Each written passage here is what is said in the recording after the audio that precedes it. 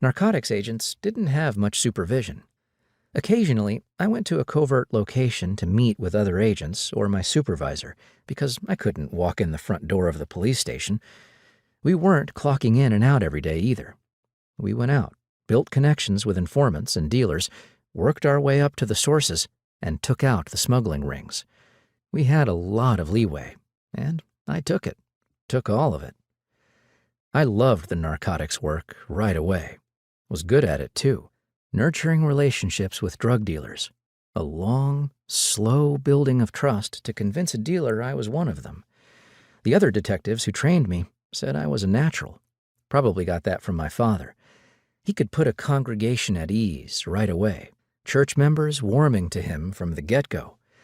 People gravitated towards my father. They opened up, told him their problems, not just at church either. Pop was always ministering to folks, over the phone, in our living room, during Sunday dinners. I always wanted to have that same way with people, and assumed Pop's ability to disarm people came from being a preacher, until I started working narcotics. Then I realized that disarming people was a skill I could develop and hone.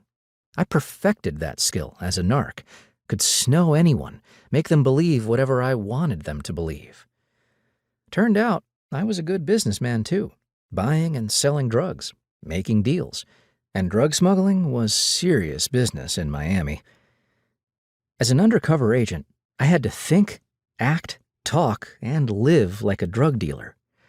When I walked out of our house each day, I left that family man behind, the man who took his family to church every Sunday, and I became a drug dealer.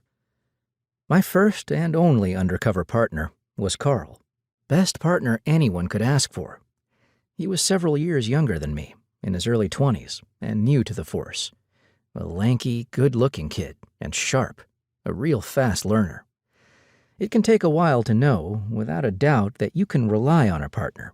But we were tight from the beginning, had instant chemistry. You need that when you're working undercover because you have to come off like your buddies, or at least like you regularly sell and buy drugs to and from each other. There has to be a natural flow between you, or your cover is blown.